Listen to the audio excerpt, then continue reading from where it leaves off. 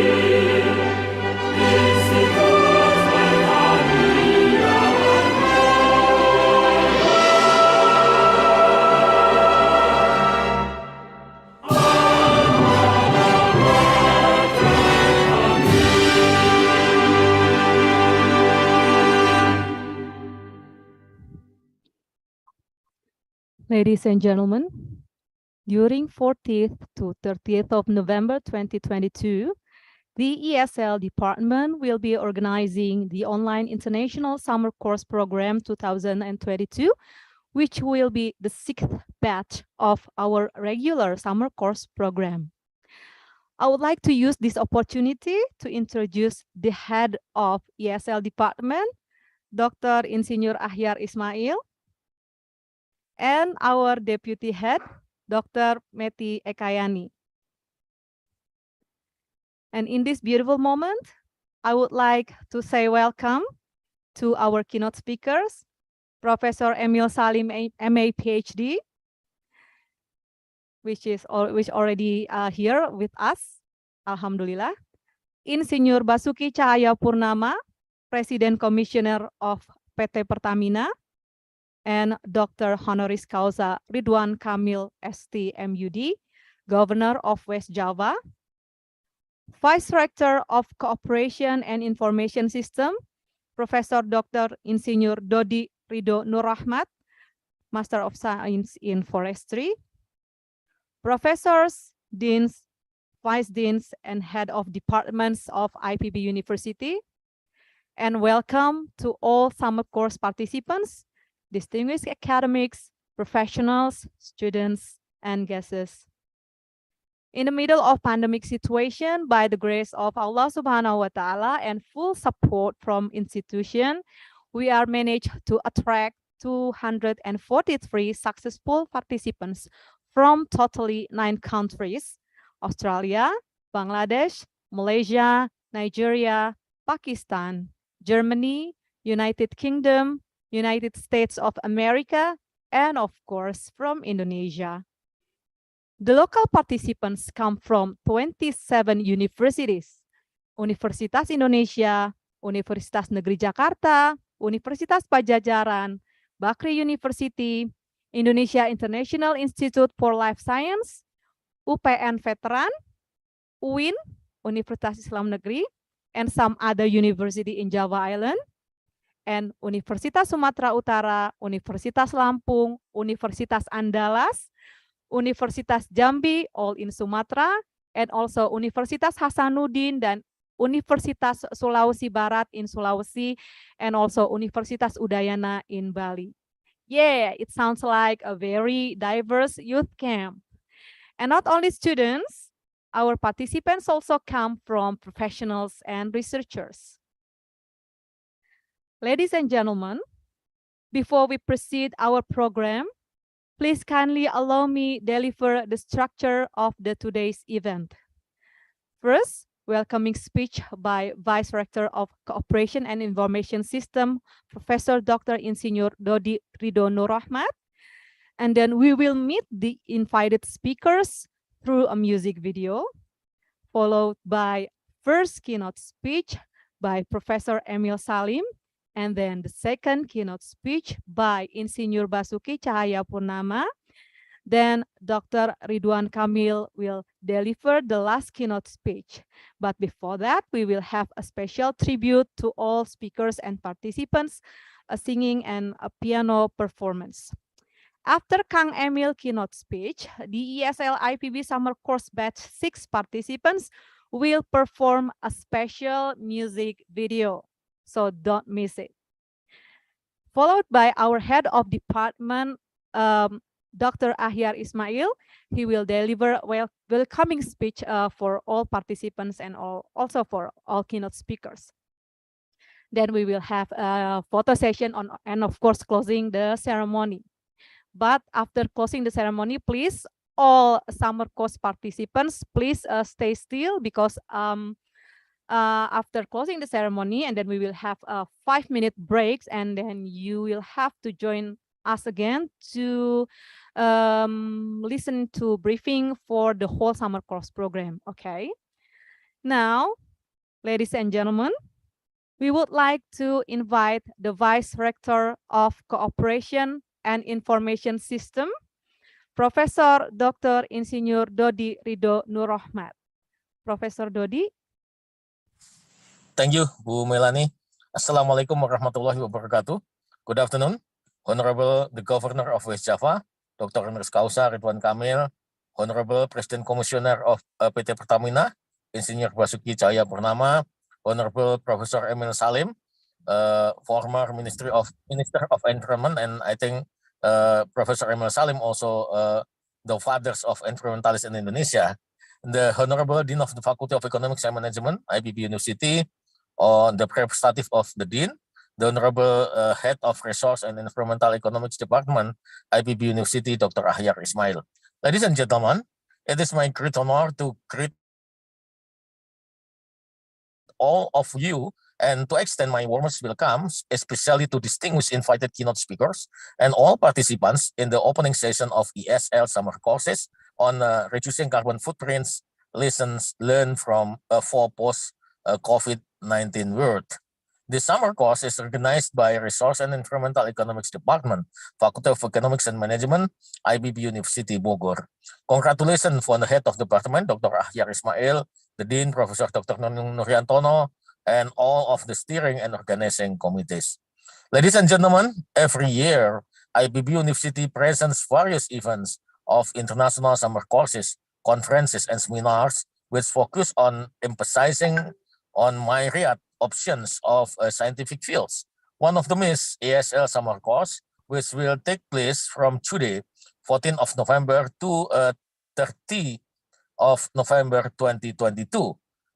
During these 3 weeks, 243 participants from 9 countries will learn about carbon footprints reduction related issues from international experts and professionals who have a lot of experience on this topic.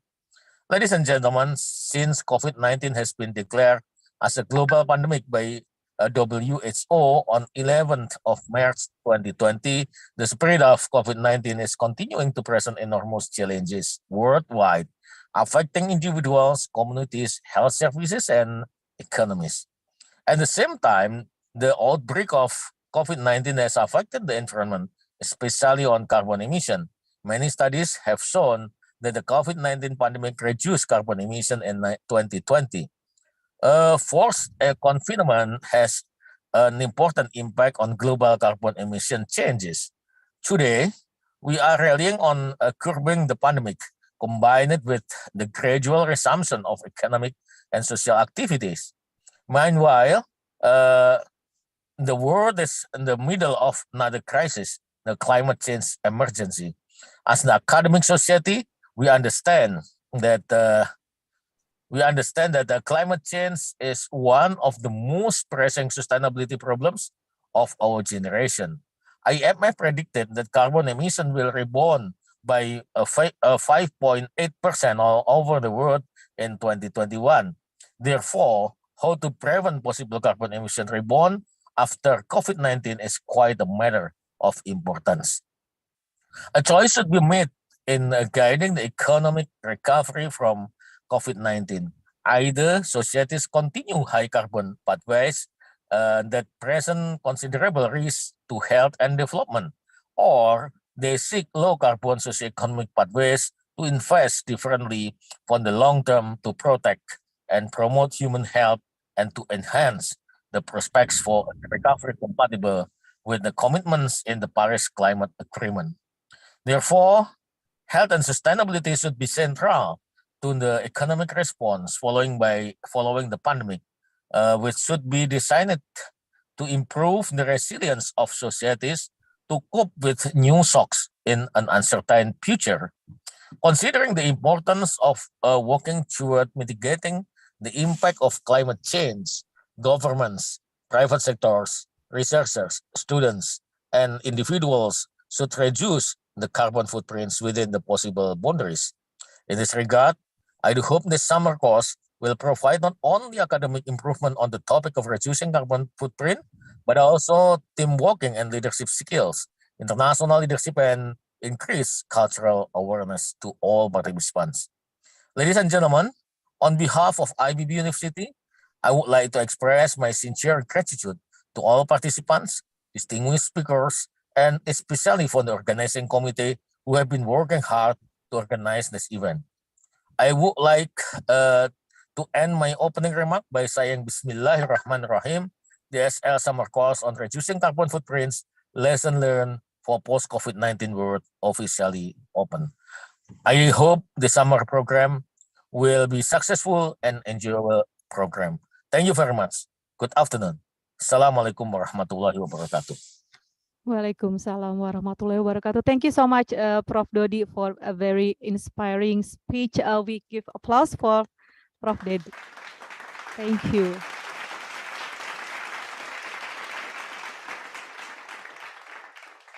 Ladies and gentlemen, 17 speakers has confirmed to share their experience and knowledge to our summer course. Who are they? Let me meet them through this cool music video.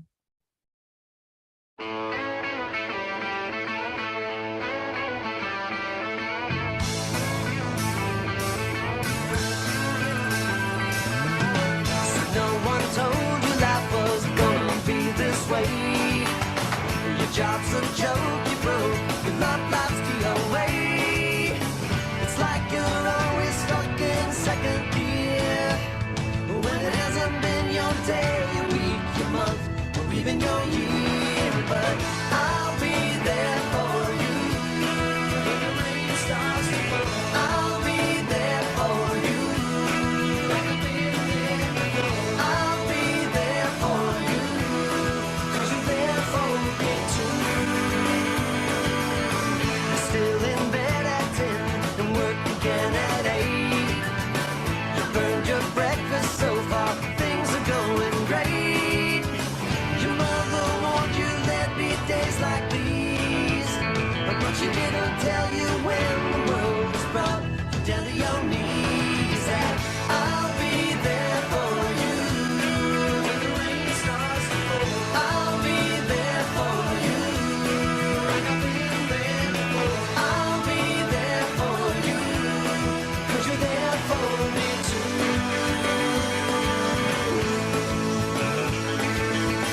No one could ever know me, no one could ever see me. Seems you're the only one who knows what it's like to be me. Someone to face the day with, make it through all the mess with. Someone I always laugh with, even at my worst, my best with you. Yeah. I'll be there for you when the rain starts to fall. I'll be there for you like I've been there before. I'll be there for you 'cause you're there for me too. I'll be there for you. I'll be there for you. I'll be there for you 'cause you're there for me too.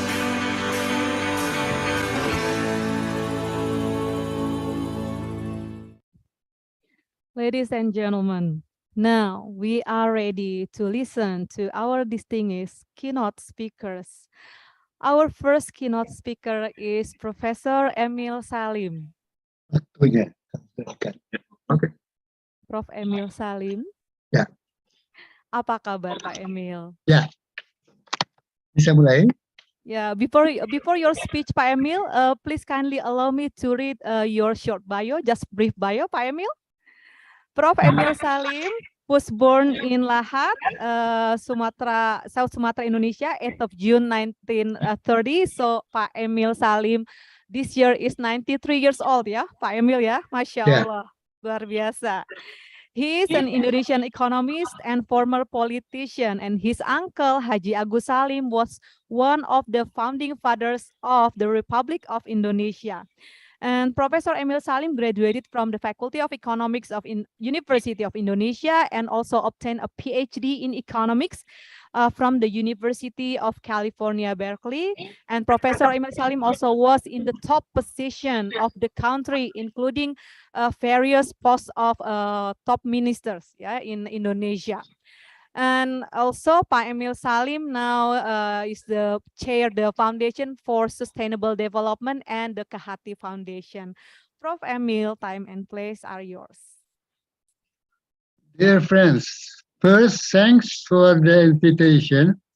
And second, may I ask your attention that when we are talking about environment, climate change, and so on, don't lose the line, the direction of the development. Indonesia's goal is society which is at a level of beyond the poverty line. However, since 1986 till now, Indonesia belongs to the low middle income trap. There is the middle income high and the middle income low. Indonesia is at the low middle income trap since 1986, 36 years ago. And we have years to 2045 to reach the takeoff period. So what is the problem that we face? One is, of course, those related to climate change. And in that relation, there is a problem that Indonesia has to face. The choice between climate change and development is the choice of using resource. Indonesia is backward in electricity. We are lacking energy. We are behind the development of industry. And therefore, the governments, many governments of Indonesia, put the emphasis on industrial development based on electricity, which use coal. And for many years, many decades, that process is going on. Now we have to change that because of climate change. The change away from coal to non-coal is not easy because the structure of the industry that is being developed in Indonesia is already based on coal because of historical past. And therefore, challenge one is how do we adjust the development for the takeoff in 2025, which requires industrial development. How can we have an industrial development with a minimum of carbon emission, and therefore clean industry is required. But that requires new investment, that requires engineering, technology, and so on. So, dear friends, the challenge that we face is not easy. It is difficult. Therefore, we have to look the development as a dynamic line. Yes, we are facing the problem of pollution. Yes, we are facing the problem of coal consumption, coal gradual elimination, and so on. But meanwhile, the climate is moving. And what does it affect Indonesia? Indonesia is now in the year of 2022, moving to the year 2033, in which we are gradually moving to a rainy season, which is affected by El Nino, meaning that 2024, the rain will be less than we experienced this far. Since 2024, we will experience a dry season. We will already experience the beginning of a climate change in Indonesia. And therefore, we have a major issue, how to cope with the pollution in order that we can control the industrial pollution. On the other hand, how can we develop in which we prepare ourselves in a gradually changing climate in Indonesia from a rainy season, year 2022, 2023, to a 2024 affected by the El Nino. Indonesia will be dry beginning 2024. What does it mean? It means the demand for drinking water becomes important. Desalination of water. Water refers, osmosis becomes, seawater, osmosis becomes important. Yes, we have water of seawater, but not drinking water. So priority number one is the technology development of changing desalination of water. But two, because of the gradually hotter climate, the agriculture will also be affected. How will rice be affected? Rice that depends on rain. How will the other fruits and so on?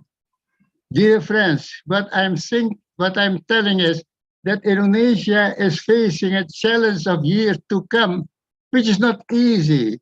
On the one hand, we have to cope with climate change. We have to cope with the pollution of industry, coal, and so on. On the other hand, we have to develop our new capability to cope with science, technology, and know-how of having a different type of planting, of development, of providing drinking water, and divide the products among the country, in which the East Indonesia it's much hotter than the West Indonesia.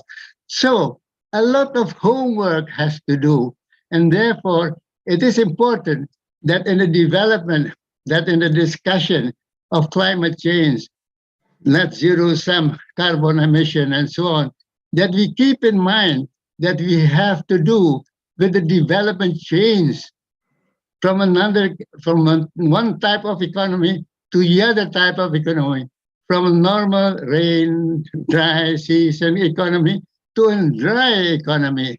And therefore, we must not stop thinking, not stop learning, and not stop cooperating among us. Together, I invite, I ask, I demand, I appeal to all of you. Let's cope with all these challenges of still climate change, net zero sum CO2 emission, the upcoming dry season, the change of water, desalination of water, and so on. All this need to be solved by the scientists, by the intellectuals, by all who are concerned with Indonesia, with the goal, but that 2025, Indonesia must be out of the poverty, liquidity trap and moving to a high, prosperous Indonesia.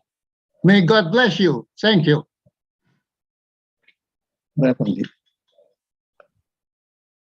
That was really inspiring, really full of spirit keynote speech, Prof. Emil. Thank you so much for preparing that very inspiring keynote speech. From the audience, is there any question? So we are opening question and answer session. So you can, this is a very it's a gold opportunity for all of us, yeah, because here we have the legend, economist legend of Indonesia, yeah, Prof. Emil Salim. He has so many experience from his political appointment, from his top position in the country, and also he is also very active in environmental activities, yeah, environmental lover activities. So this is a very, very good opportunity for all of us to discuss with Prof. Emil. Yeah. Ya, mungkin dari Ibu Meti,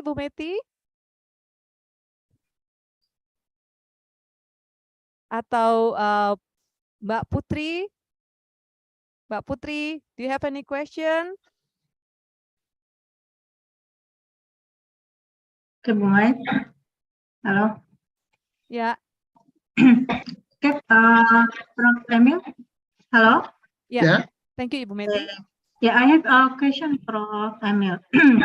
So, what do you think about the energy transition, yeah? Energy transition in Indonesia from fossil to the non-fossil.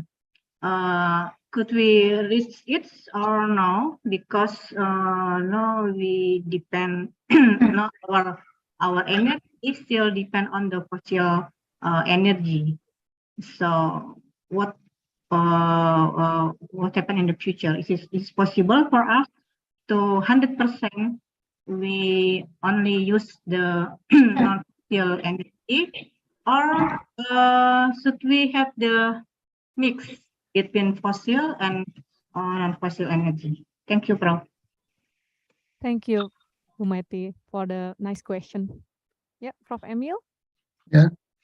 The question actually should focus on the issue that we have many challenges that coincide all together.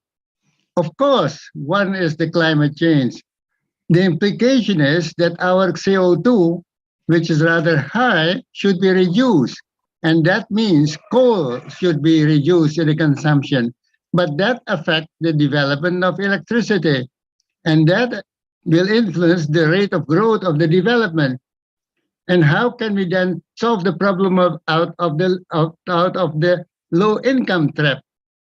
So there must be a compromise road of how to reach the net zero sum CO2 emission and still make possible the growth of which we can be out of the middle income trap and be clean, and yet through an use pattern and system of energy which provide the possibility of a clean industry and clean energy. The chances are we have the sun, we have the air, the electricity, the sun energy is there. So why is it not growing? Why don't we give stimulants to the growth of the energy, solar energy, which has the potential? Australia is doing it. Other countries are doing it. And Indonesia is in the equator, which has the sun. So a bold program of moving upwards. The solar energy program is of high priority. And that will then make possible growth with reaching for a net zero sum CO2 emission. So we must be bold enough to find new possibilities in finding new type of energy, among others, solar, wind, and other new renewable energies. Thank you, Pak Emil. Bu Meti? Thank you, Pak Emil, for the nice answer. Sehat, Yes. Pak. Yes. Okay. Now we turn to other question, Prof. Emil. Yes. I think we have a interesting question here. Question from Robbie Fauzan. Prof. Emil, how can we benefit from carbon trading nationally in terms of GDP growth? I've just touched the possibility that the gradual use of carbon creating source of energy should be gradually be replaced by clean energy. We have not yet developed clean energy. We have coal. Yes, we have coal energy. We have PLTU, Pusat Listrik Tenaga Uap, which is based on coal. But where is the solar? Where is the energy based on matahari, on the sun? Where is the energy? We are on the equator. We have the sun above us. Why is the sun energy, solar energy not moving? This is what I don't understand. So I think we should a triple track approach. One is okay, if necessary, because of industry, there is this the required of the coal, but don't stop the possibility of growing. So wind energy, sun energy, all other energy that is open. I'm not in favor of dams because dam will be affected by clean air that is coming in this climate change. Though if we build dam, but the rainfall will be reduced, then the dam may be useless. But we have the air, we have the sun that goes on and on and on. Why not losing it? So I don't understand why we are looking for in different direction while the renewable source of energy is plentiful available in Indonesia, which is in the tropical line. Yeah, that's really true, Prof. Emil. Okay, it's almost 4. I will pick just one, which is, I think it's good question, Pak Emil. Yeah. Do you think it would be effective and necessary for the government to provide charging stations for electric cars that are emerging nowadays? And would be the implementation of electric car across Indonesia create a significant impact on the reduction of carbon emission, Prof. Emil? No. First, there are technologies that can reduce carbon emission. For instance, when you burn coal, when you have this electricity with coal, you have the carbon capture storage technology that capture the carbon to storage. All PLTU or those that are using the coal have not developed carbon capture storage. So they throw the carbon then into the air. There is a technology to cope with it. Why not implement this? Why not using a strategy, a clean energy policy while using coal? It could go hand in hand. But if you use coal only, but ignore the pollution created by it, it's unbalanced. Net zero sum must be reached, and therefore, I propose introduce the coal capture storage facilities that capture the coal pollution and store it. The technology is available in the world. So find a way where everybody can win, and there's nobody that is suffering from all this. But the goal in the long term is that we must reach a growth in 2025 that put us out of the middle income trap. That is the goal. So from that point of view, what kind of strategy energy should be used? What kind of industry should we develop? How can we develop then the energy and so on? And then take into account what is 2025, a year when if everything goes wrong, the climate could rise by 2 degrees Celsius. That is the projection in the climate change. So we must also keep in mind that we should prevent that growth of 2 degrees Celsius. In that context, all of us, economists, ecologists, sociologists, and all must sit together to jointly plan a growth in which at the end we have 2025 Indonesia out of the middle income trap, 1. 2, through a system in which we reach net zero sum CO2 emission. That should be our goal together. Thank you, Pak Emil. So yeah, it still depends on the source of the electricity itself, yeah, Pak Emil, yeah, whether it is clean or dirty source.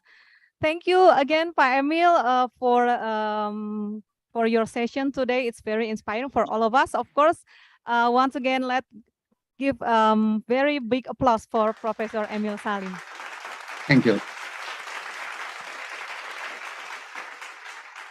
Ladies and gentlemen, Alhamdulillah, our second keynote speaker has joined us already, Pak Basuki Cahayapurnama, Pak Ahok.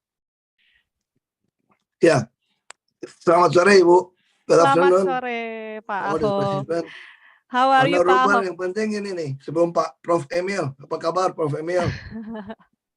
Dihormatin Prof. Emil. Betul. Legend, Oh. the legend. Thank you. Apa kabar Pak? The, Nice to meet Baik. you in this webinar. Yeah. So, ya, Baik, Honorable sebaik Rector ya, ya, clean air. Melanie. Yeah, this is the opportunity to meet the legends, yeah, the legends of the country. We have 3 legends today. Ya, Thank you. Yeah, thank you, Pak Emil again. Yeah, how are you, Pak Ahok? We thank you so much for your commitment to still join our summer course program in the middle of a very tight G20 summit agenda. Ya, Pak Ahok still joining us from Bali, ya, Pak Ahok? No. Ya? No. Actually, I'm not going to Bali because we already have a CEO there, many CEOs from subholding. I just All right. work part 45% only now. Not too many, not too really busy. Okay, It's a right. commission. Yeah. Too busy for that. Okay, Pak Ahok, before your keynote speech, please allow me to introduce you to the audience through your short bio, ya, Pak Ahok. Just a brief Yeah. short bio. All Indonesian here, of course, know who you are, Pak. But here we got some international students maybe who need to know Pak Ahok. Ya. Basuki Cahayapurnama, or known by his name Ahok, is an Indonesian businessman, politician, and also former legend governor of Jakarta. Ahok also was a legislator in the Indonesian People Representative Council, or we call it here in Indonesia DPR. Ya. Pak Ahok attended Trisakti University, majoring in mineral resources and technology, and also having a degree in financial management at Prasetya Mulia Business School in Jakarta. Pak Ahok was appointed as the President Commissioner of the state-owned oil and gas firm Pertamina until now. And Pak Ahok's very famous quote is "Pemahaman nenek lu," quote that many Indonesia like me misses so very much, Pak Ahok. Pak Ahok, time and place are yours. Thank you. Honorable Rector, ya, Ibu Prof. Melani, and also Vice Rector of IPB, juga Dean of Faculty of Economic and Management, and all distinguished fellow speaker, like Prof. Emil tadi ya, juga tadi ada Pak Ridwan Kamil, and also greeting to all participants of Resources and Environmental Economic IPC Summer Course and IPB Talk Series.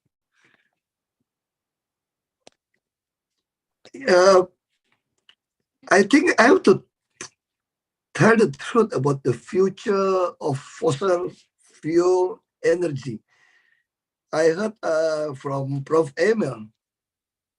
There's one good news for us. Yesterday, Pertamina and Exxon already signed for a study about the carbon capture, utility, and storage. We have a big potential, and not only carbon utility and storage, but also how to be, it's like the enhancement for like a oil recovery, use injection of this carbon dioxide. It's very interesting. That's why yesterday our CEO just signed in Bali with Pak Irtiza. We met them several times. I will tell about why we very need about the strategic partner. Since pandemic COVID-19, there's the Indonesian typical. We have to thank God for this. We have a gratitude when we face the pandemic 19. It's like a wake-up call for all of us to accelerate the energy transition from fossil fuel to new and renewable energy.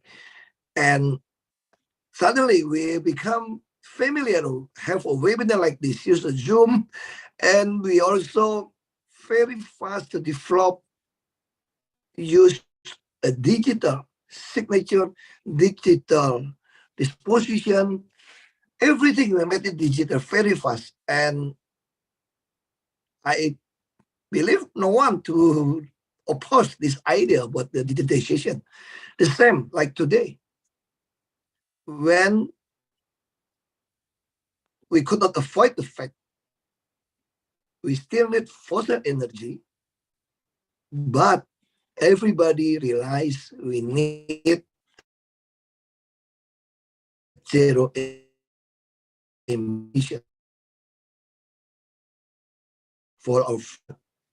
Whenever the expert and consultant in the new and renewable energy, when I asked them which new and renewable energy that most potential, you know what the answer? One keyword: uncertainty.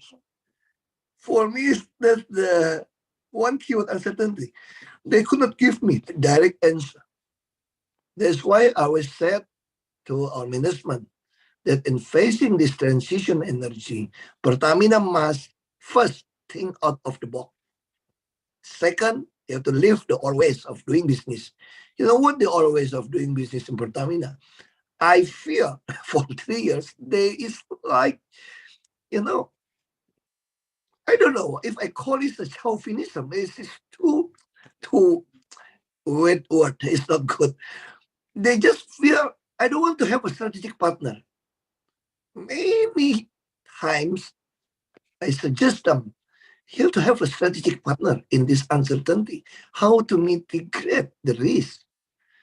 But it's like, you know, we feel pride if we could do anything by ourselves, but it's not true. We talk about the new world. We need to have a partnership. That's why I said you have to leave your old ways of doing business. We need a partner. And the third is, I don't like to be a follower. You know? Everybody talk about, solar panel. We talk about the electric vehicle, and everybody directly jump. I said, this is a follower. I want you to be a pioneer. Let me say, we talk about, how about we talk about the green hydrogen? Because there's uncertainty. Why don't you talk about that?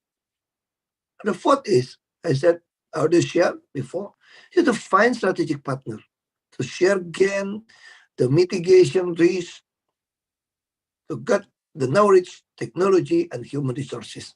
That's very important in this situation. So my aspiration over Pertamina strategies in facing faster energy transition are, first, I told you have to utilizing gas as a greener energy in this energy transition era. You know, Indonesian abundant resources, most of them is gas.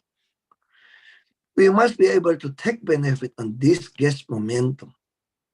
Pertamina also is now developing gas pipeline and hope we could distribute gas through pipelines. Sometimes very ridiculous, you know, how we still in the middle class for cooking, we use LPG. It's very expensive. How come? We have abundance of natural gas. And the second is, we have to developing our petrochemical business in order to reduce import number and optimize our current account. Mr. President told me, so I asked him, what's my duty? One of your duty in Pertamina main task is balancing Indonesian current account deficit and optimizing budget. One, we import a lot of petrochemical. That's why after we have made acquisition of Politama, this from the finance minister, we now really serious to make expansion, maybe 2 times, 3 times. We really want to have control all the petrochemical which we import a lot. The third, exploring strategic partnership. For what? Developing battery. We work with LG, we work with PLN, we work with MAN ID. We developed one subsidiary Indonesian battery company. We're building EV ecosystem, expanding geothermal, and establishing the foundation to grow our hydrogen industry. Talk about the geothermal. We only use less 10% of our potential resources of geothermal. Why? Like Prof. Emil Salim told us before, we already make the biggest contract. I don't know if it's a big mistake or not. Now PLN may be oversupply, and most of them is a coal power plant. When we said we have big potential for geothermal, and we also have a new technology with a small turbine, we could produce a good electricity. with a small pressure in our geothermal, we could produce a good electricity. But the problem is PLN could not buy. Even now, if you want to develop in your own house, solar panel, they just give you 10 to 15% maximum. This is not a problem. I don't know how the government could solve this problem when we talk about when to be a net zero emission. That's not my duty, my business. I'm not in the politic decision today. And we also talk about not only net zero emission, we talk about a green certificate in our industrial estate. For us, the best backup for the renewable energy today, like we say a solar panel, like we say a wind, a wave, everything is a geothermal. Is the best, and we have not only the best according to the knowledge, but we have abundantly. And the fourth, I told you before, yesterday, Pertamina just signed in Bali with Exxon to develop carbon capture, utilization, storage. We have a very big potential. And they also have a data because this part of our reservoir in Pertamina and also Exxon reservoir.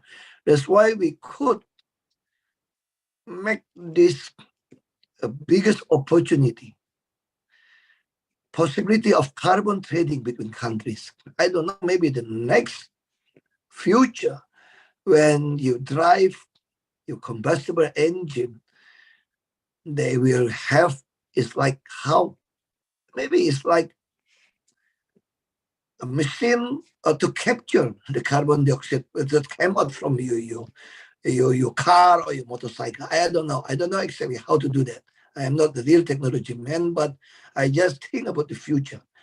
We don't want to be a follower. What we have learned, we have to be a pioneer, and we leapfrog in the front all of this. I also believe because Indonesia is have a big customer. If we could start this to develop the CCUS, I mean, it's a carbon credit utilization storage, we will be the first to set up the standard, including the price for this carbon trading. That's our advantage. That's we have to thank God for this.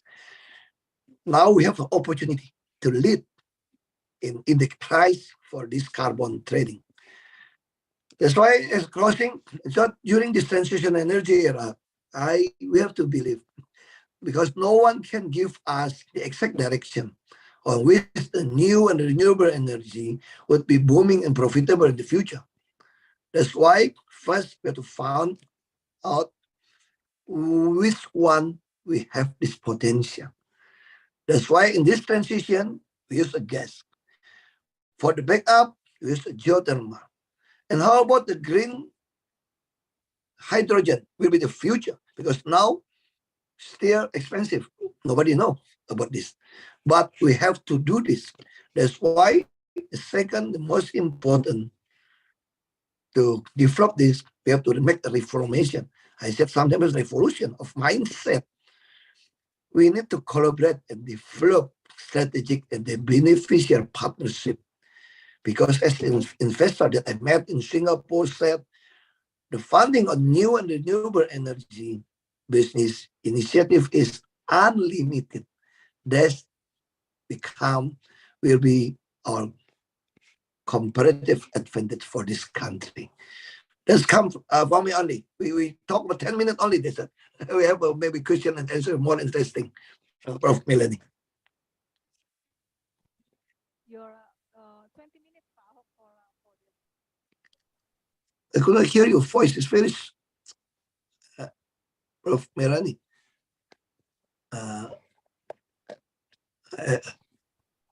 yeah, that's still great, Pak Ahok. You have 20 minutes, so 2 minutes more. Yeah, but Pak Ahok, we already have some questions for you. I will pick some that I think maybe will be interesting question. First is a question from Emmanuel from the, I think he's a PhD student from the University of Göttingen, Germany.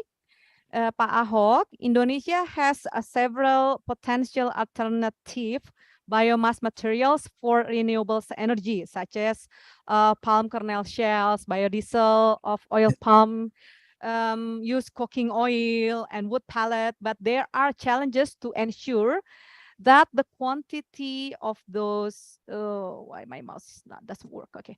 The quantity of those materials will be continually stable for the industry.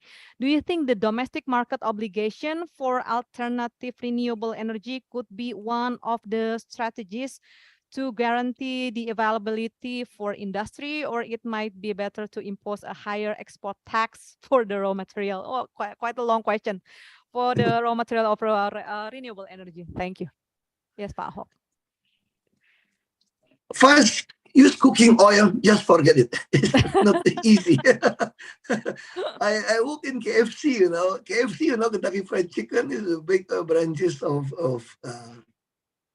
food industry. Therefore, many use cooking oil, but we try to met with the Pertamina to develop a special racing oil, everything. It's not easy for a sustainable supply.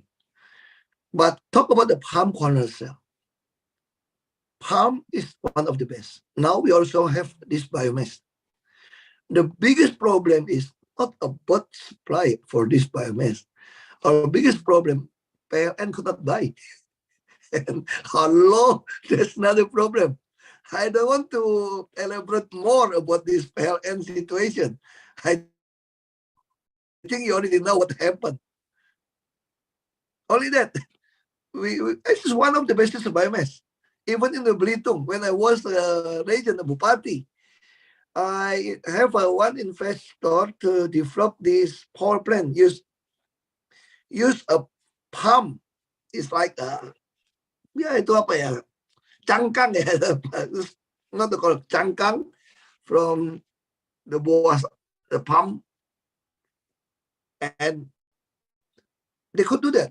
2 times 5 megawatt, if I don't forget. Only that, Prof. Melanie. Thank you, Pak About Ahok. about obligation, that's not my idea to give you answer.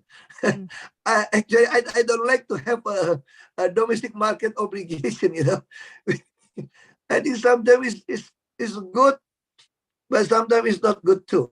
The important is how you have a courage to make an execution. Let me say today, how you solve the parent contract, the long contract with the coal power plant. That's the biggest issue. The MO is the easy way. There's an easy way to do that. Because we have a power to do that. Yeah. Right. Yeah, that's what I always like from Pak Ahok. Always give a straightforward question, straightforward answer, and an honest answer. Yeah. Okay. Okay. There's some more question, Pak Ahok. Okay. What kind of economic opportunities is the new energy policy generating? What is Indonesia doing to promote renewable energy at the international level, Pak Ahok? Yeah, I think we already signed or make agreement about net zero emission. Our target is 2060. And the government also gives this task, especially to the Pertamina. That's why we keep trying. One of the best things is the possibility of carbon trading between countries. We really have abundant resources. We never worry or afraid or too obsessing about this net zero emission.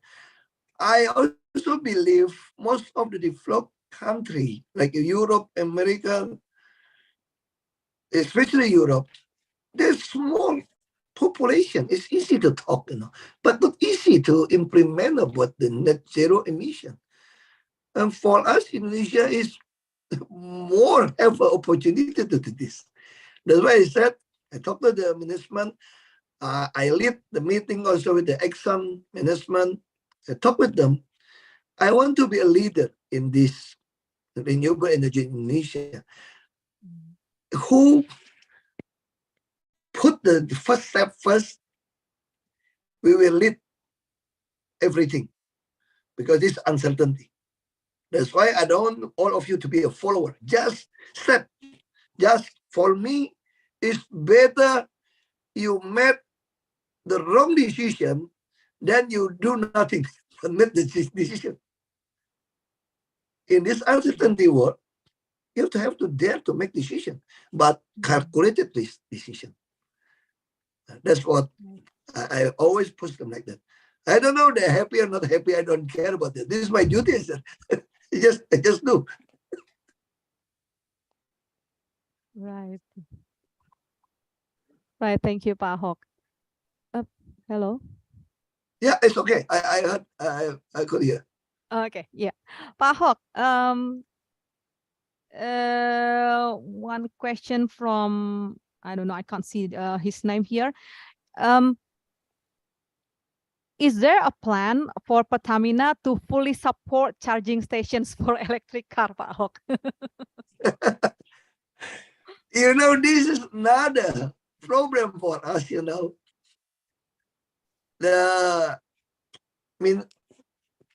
The government also gives this duty to the PLN. And PLN develop many in the whole country. We also develop this. They give us like a discount. I just say maybe next time PLN and Pertamina could be merged to be a one big company. There's the biggest energy company. That's a good idea. I think. I don't know. But today we keep doing that. We just spot, but the totally spot is from the PLN, not from us. Yeah. We just want to develop like why we say hydrogen, because the infrastructure with our refinery, with our piping, with the gas, geothermal, hydrogen is the best. We just use our existing infrastructure. We know everything. Want to develop the new energy, everything. The most expensive sometimes is infrastructure. Yeah, right. Only that, Prof. Okay, thank you, Pak Ahok. Maybe we still have some more time, Pak Ahok, ya, nggak apa-apa ya, Pak Ahok, ya. Yeah, I Pak want Ahok, until 5 p.m. No. thank you. Pak Ahok, how can the country, what do you think, Pak Ahok? How can the country convince the community to use reusable energy instead of the energy sources that they already know and use for so long? Yeah, how can the country I convince?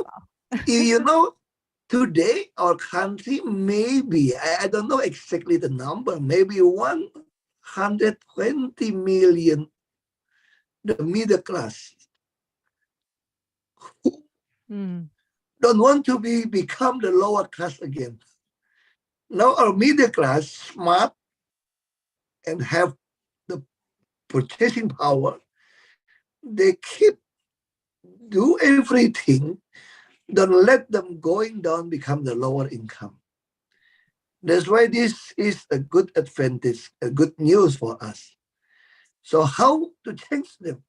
For the new middle class and the millennial generation, they really want everything become minimized, efficient, and effective, everything. I think government just provide for them the fair treatment, to provide for them the easy way to do the business. Sometimes it's beyond our regulation. That's the problem for the government. That's why I said it's better we provide for this new middle class, the new millennial, the very easy to do business. Very easy. They will turn to the new energy. Like we say, even me as a chairman of Pertamina, I want to put a solar panel in my house. And parents said, could not. You just could put 10, 50%. 15%. How come? Why could not put 100%? That's not a problem. Because the economic, I tell you, even they become equal, the middle class, let me say this, this is not the Susan, it is not the Susan. Let we assume, let we say this middle class don't care about anything, but they care about themselves. They don't want to be getting lower class, but getting poor. They will keep everything. Which one could give them more profit, more the benefit and economic? They will choose. You don't need to tell them. They're smart than us. They're really smart than the government sometimes. They move beyond the government regulation. That's all, Prof. Melanie. Oh my goodness. Yeah.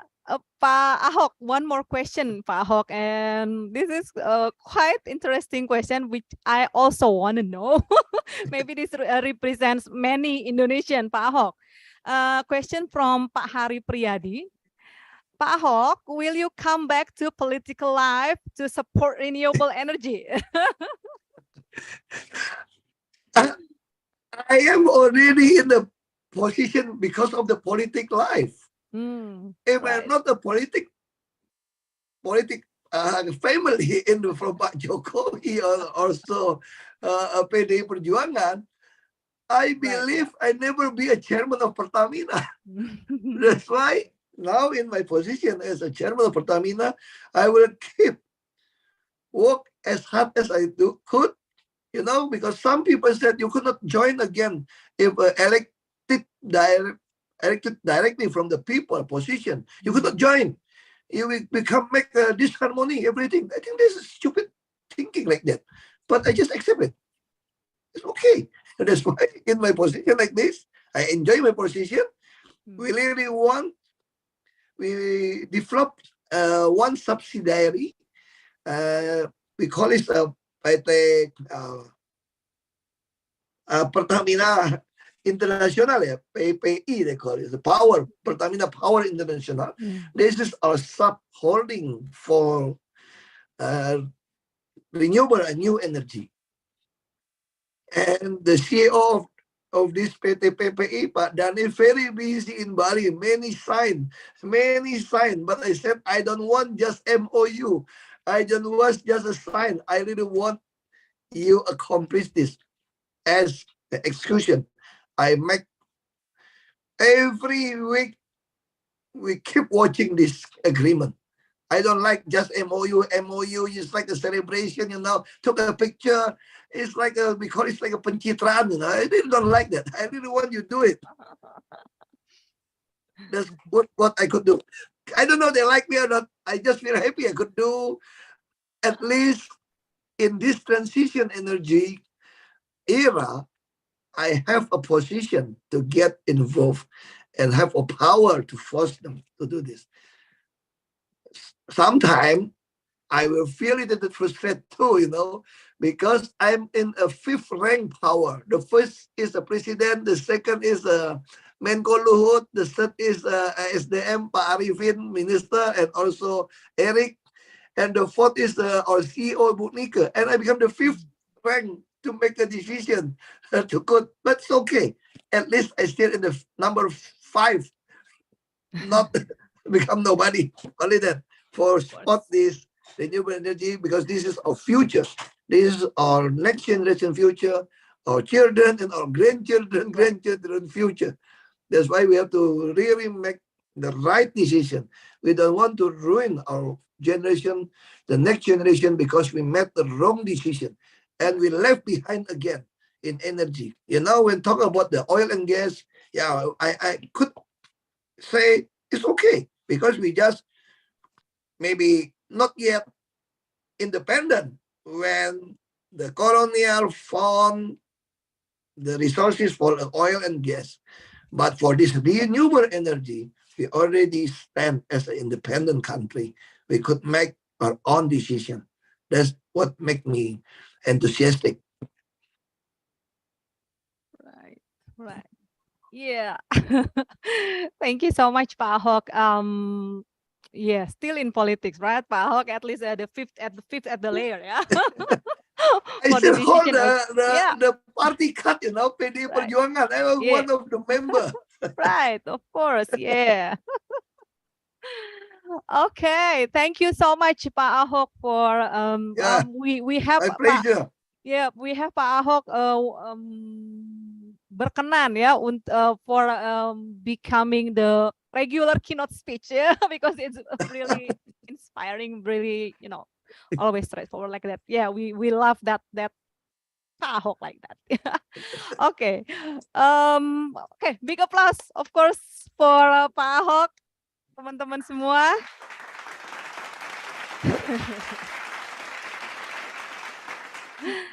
Prof. Emil, Pak Ahok, and maybe later Kang Emil. Also, we have two Emil today. We cannot thank you enough for your valuable contribution for this summer course. And we want to express our gratitude, a tribute to our legendary keynote speakers. Heaven knows.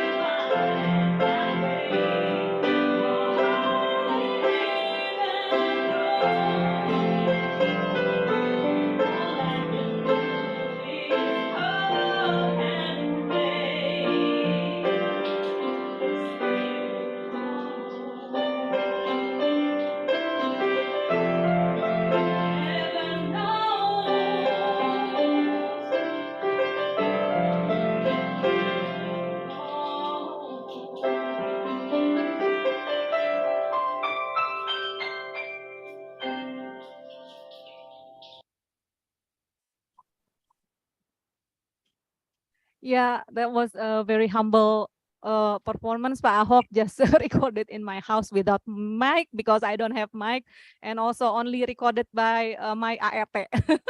Boy, you really professor, really good pianist and singer. Oh, thank you.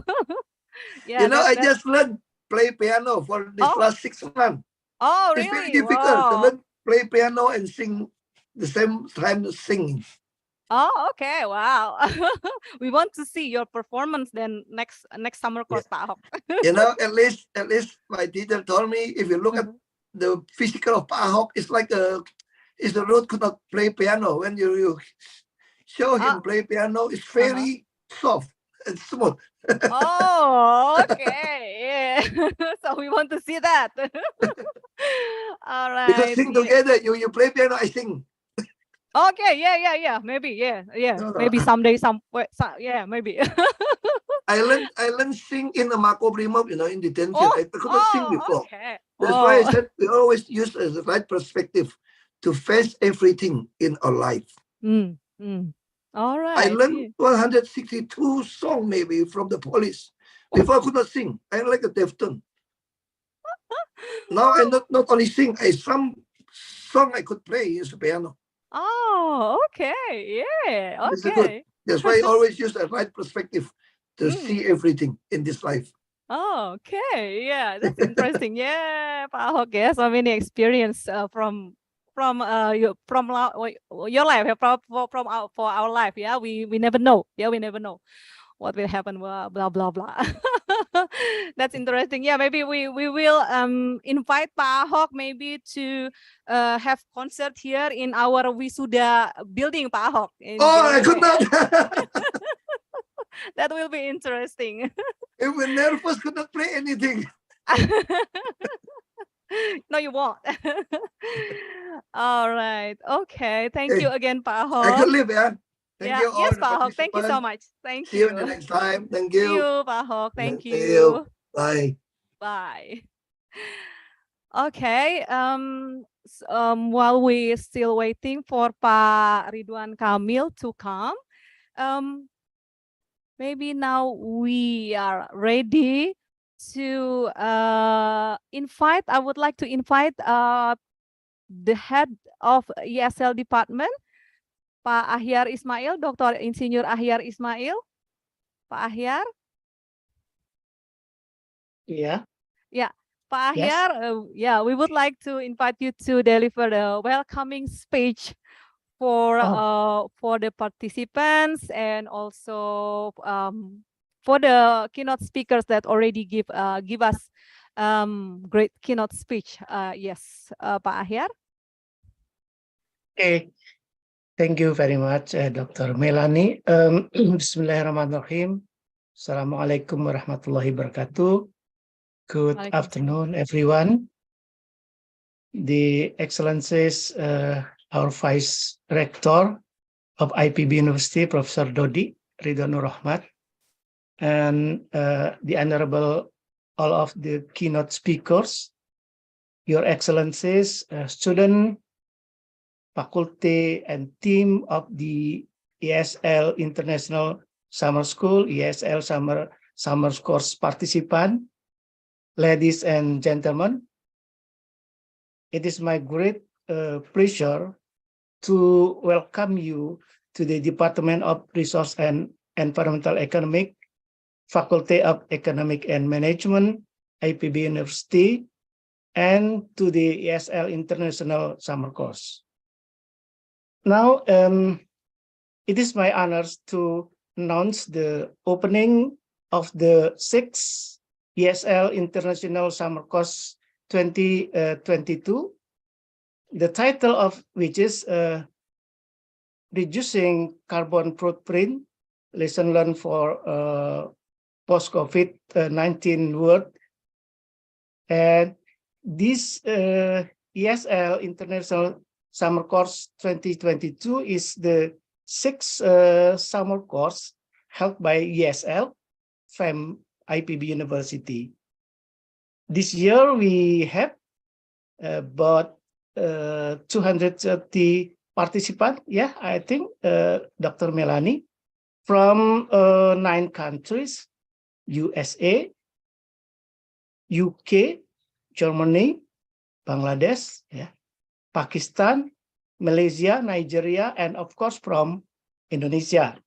And 3 outstanding keynote speakers, Professor Emil Salim, Bapak Basuki Cahayapurnama, and Dr. Honoris Causa, Bapak Ridwan Kamil. The International Summer Course is one of the most precious gems in the university's activities annually. In the span of the next few hectic weeks, you will make an imprint on our campus and on our academic community. We are truly grateful for this. Yeah.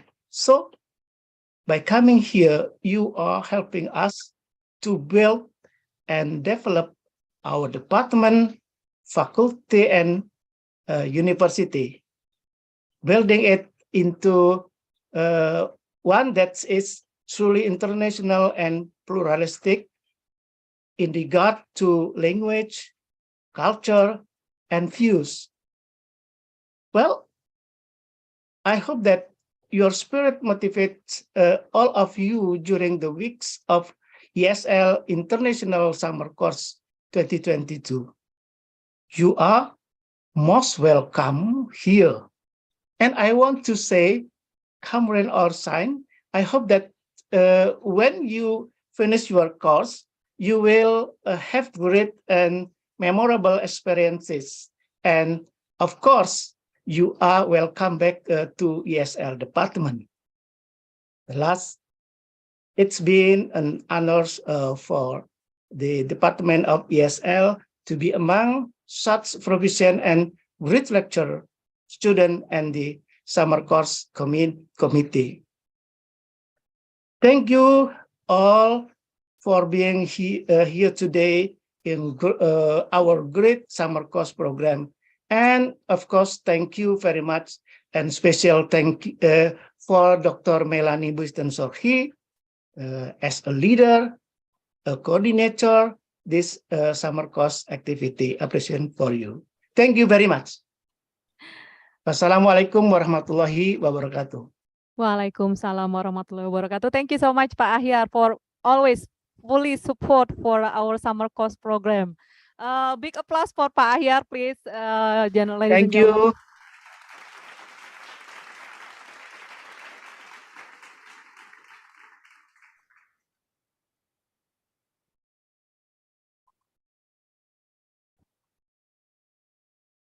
Okay.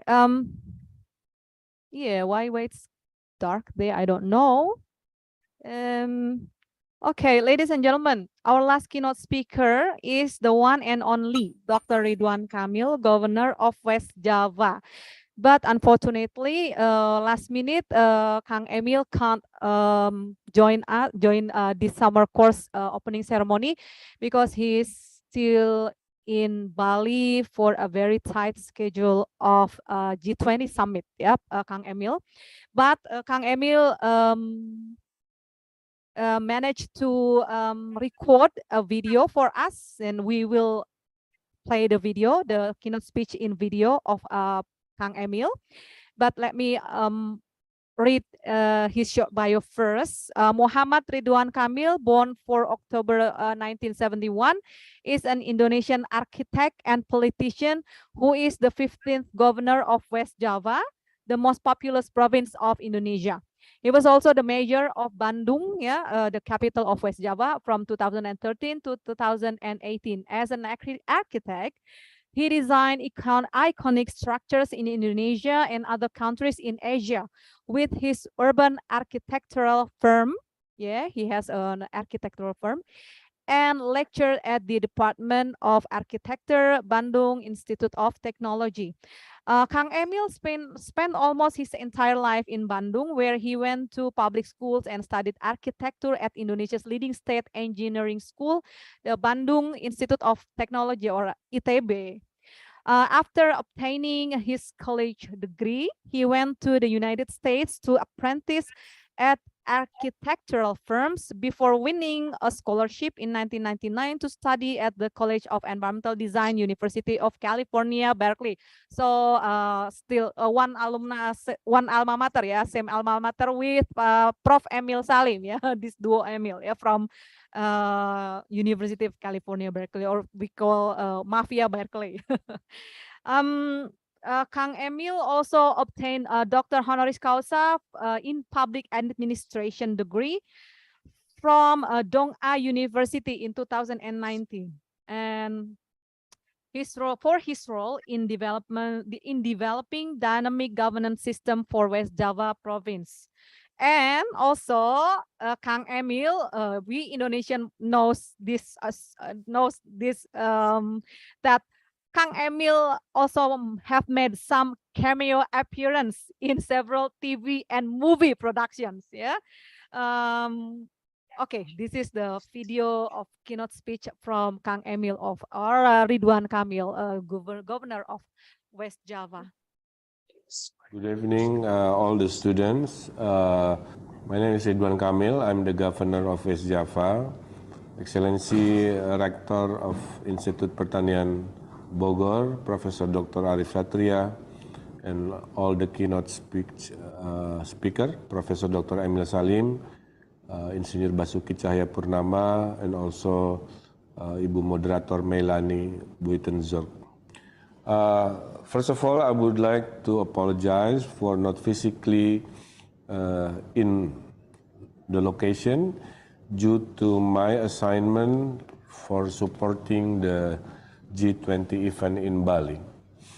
But I still need to inform and share my thought on the topics of reducing carbon footprint, learning from the post-COVID-19 world. As you know, the world is hit by 3 types of disruption. Disruption number 1 is the pandemic COVID-19.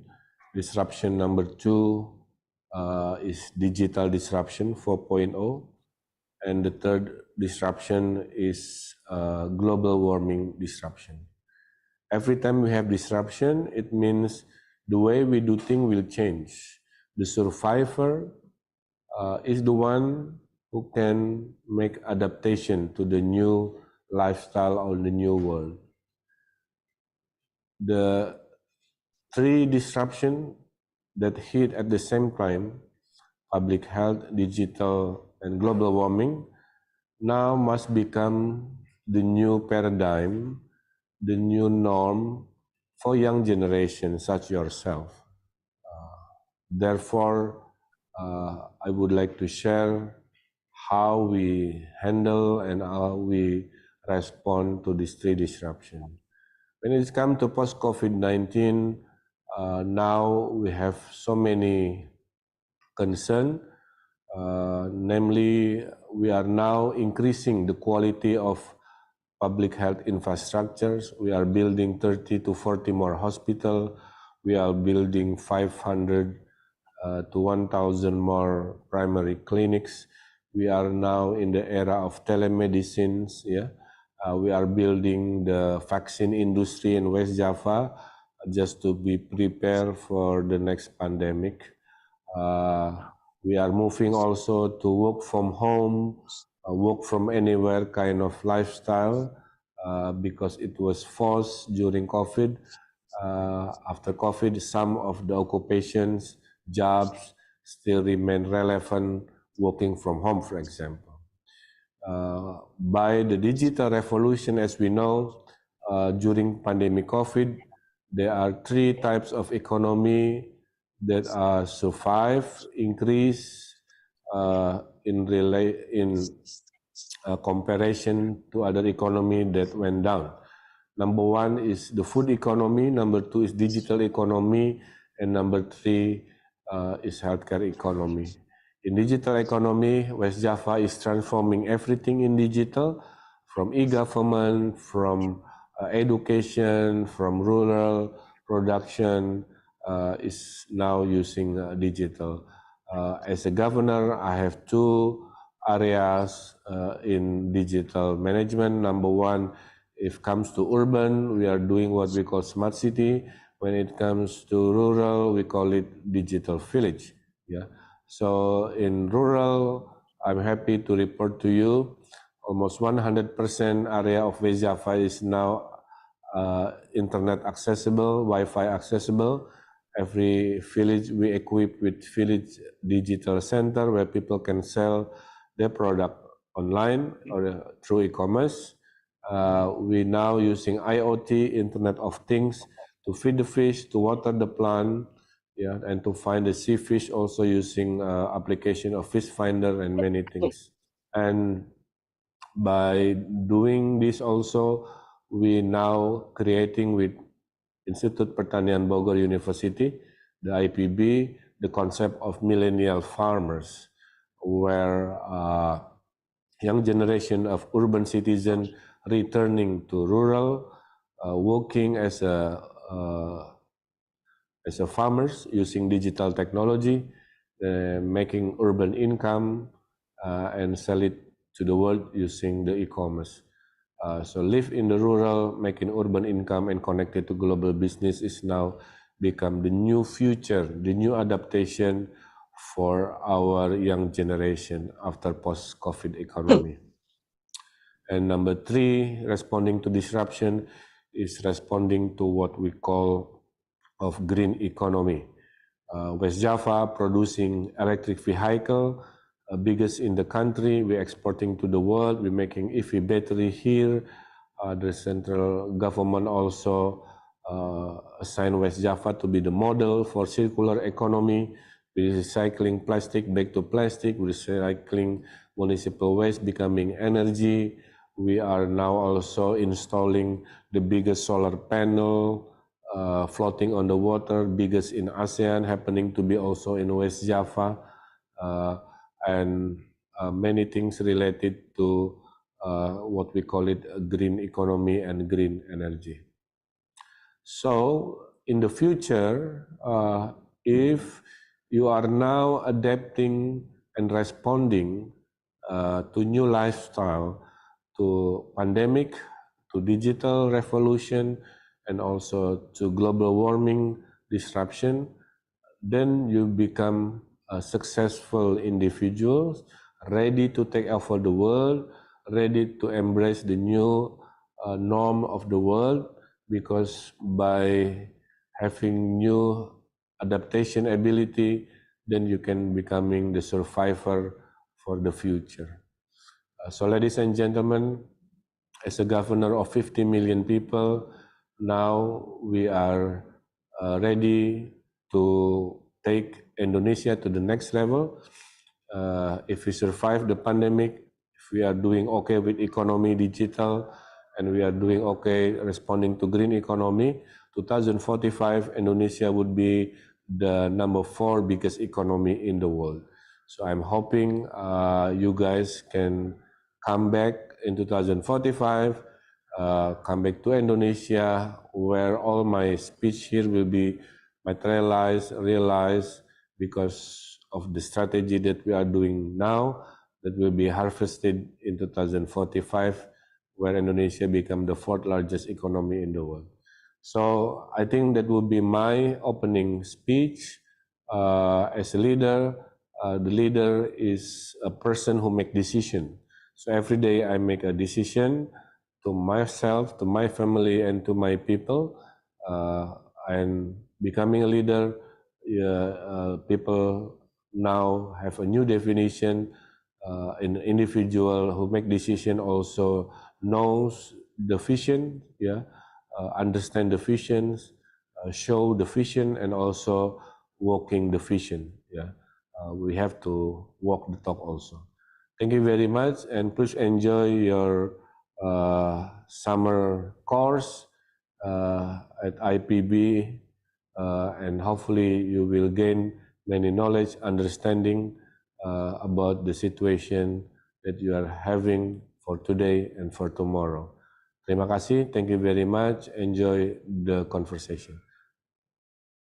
Thank you so much, Kang Emil, who we appreciated so much that you can manage to make that great video in the middle of this very tight schedule, Pak Emil. Maybe a huge appreciation, a huge applause for Kang Emil.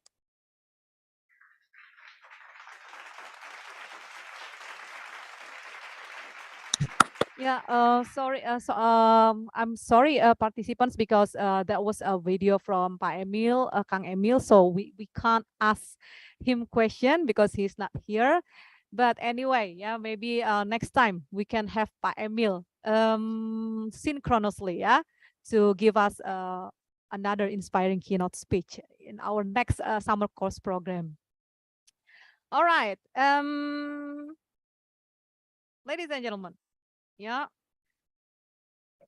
the batch 6 of this summer course program, who are 243.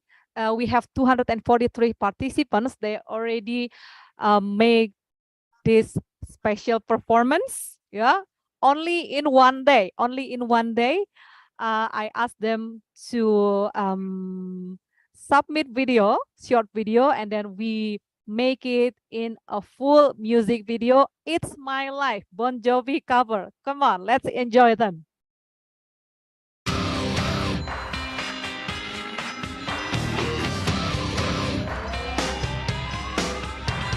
This ain't a song for the broken hearted.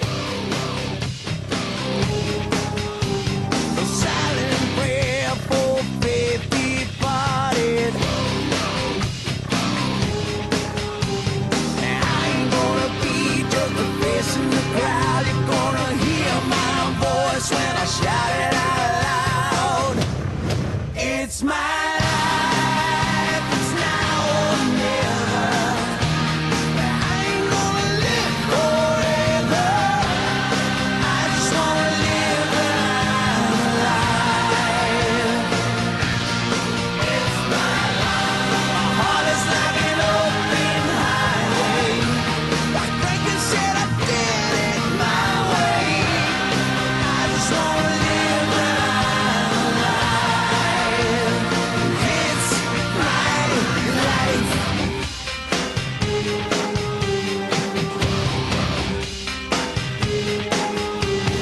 This is for ones who stood their ground. For Tommy and Gina, who never back down. Tomorrow's getting harder, make no mistake. Look ain't even look, you gotta make your own breaks. It's my life, and it's now or never. I ain't gonna live forever. I just wanna live my life. It's my life. My heart is like an open highway. Like Franklin said, I did it my way. I just wanna live my life. 'Cause it's my life.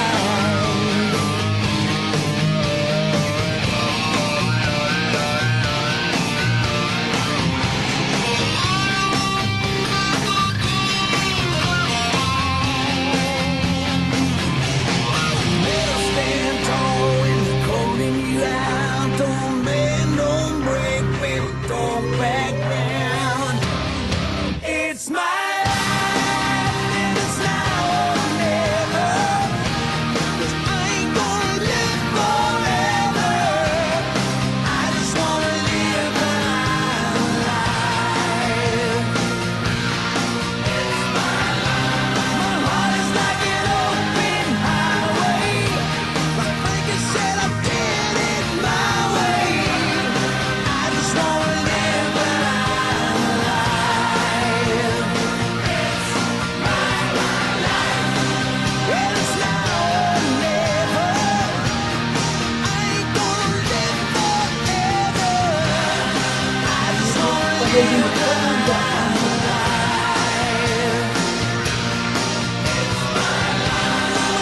It's like an open highway. Like Franklin said, I did it my way. I just wanna live my life. It's my life. Yay! That was great. Thank you so much, everybody, for sending your short video on short notice. Yeah, only few hours. Yeah, you guys managed to submit, and then we get that very enjoyable music video. Also, thank you so much, Mas Eri and team who make it suit everything and then to make it a full complete video. Thank you. Okay, ladies and gentlemen, finally we get to the last session in this event, that is closing. Yeah, but please, summer course participants, please stay still, because after a closing of this ceremony, we will have briefing program for participants. So we will have only 5 minutes break. Yeah, so but before we say sayonara, let's take picture together. Okay, please on cam everybody, because we are, we now take picture together. Please on cam. Halo Mbak Tri Wirayuwati.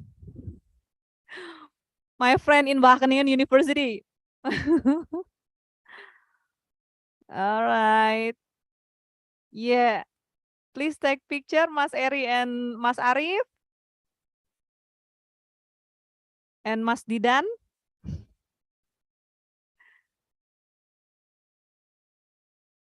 Oh.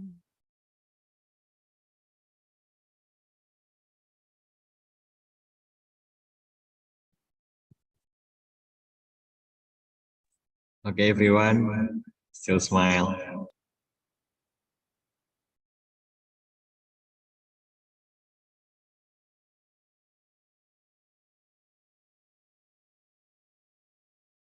Jempol, jempol.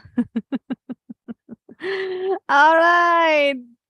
Thank you, everybody. So, yeah, ladies and gentlemen, may what we had conducted today will be useful for us. And as the coordinator of this ESL summer course and representing the Department of ESL and IPB University, I would like to say thank you very much for your kind attention. From the deepest of my heart, I do apologize for my mistakes in presenting this event. And let's close this event by saying your own pray. And for Muslim friends, let's say Alhamdulillahirabbil alamin. Wassalamualaikum warahmatullahi wabarakatuh. Thank you. Okay, we break 5 minutes. We break 5 minutes, participants. Then we will continue with briefing.